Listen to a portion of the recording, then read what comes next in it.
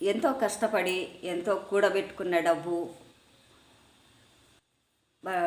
ఇంటి వర్క్ కోసము, అంటే ఇంటి జాబుల కోసము వేరే వాళ్ళు ప్రమోట్ చేస్తున్నారు, వేరే వాళ్ళు జాబులు ఇస్తున్నారని పరుగులు తీయడం ఎంత మాత్రము సమంజసము? మీకు బుద్ధి లేదనుకుంటారా? లేక మీకు తెలివి లేదనుకుంటారా? మీ స్వయంగా ఆలోచించుకునే విషయాలేమీ లేవా? వేరే వాళ్ళని ఉద్దేశించి మీరు నేర్చుకుంటారా? ఎవరో స్టైల్గా ఉన్నారు, ఎవరో షాపింగ్లు చేస్తున్నారు, ఎవరో ప్రమోషన్లు చేస్తున్నారు అనే ఉద్దేశంతో మీ డబ్బు పోగొట్టుకున్నారు, మీ పరువు పోగొట్టుకున్నారు.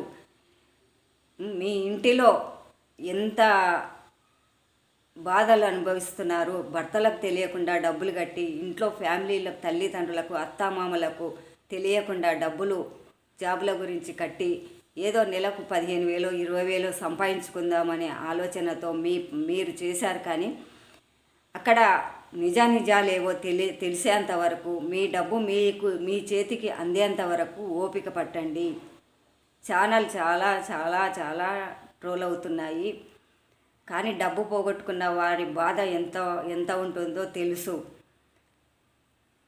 ఇంకా ఆ ప్రమోట్ చేసిన ఆవిడ, తల్లి ఛానల్ ఆవిడ ప్రమోట్ చేసిన ఆవిడ, ఆమె చేసింది 30 మందికి ప్రమోట్ చేశానని చెప్పింది.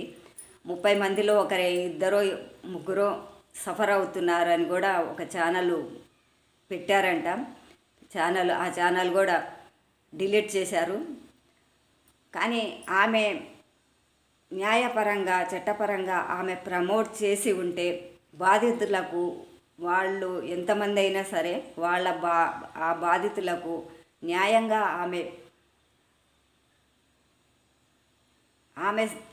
ఆమె చేతిపూర్వకంగా, ఆమె మనస్ఫూర్తిగా ఆ బాధితులను ఆదుకుంటే చాలా మంచిది. లేదా మీరు అలాంటి ప్రమోటర్లు చేయలేదు అనుకుంటే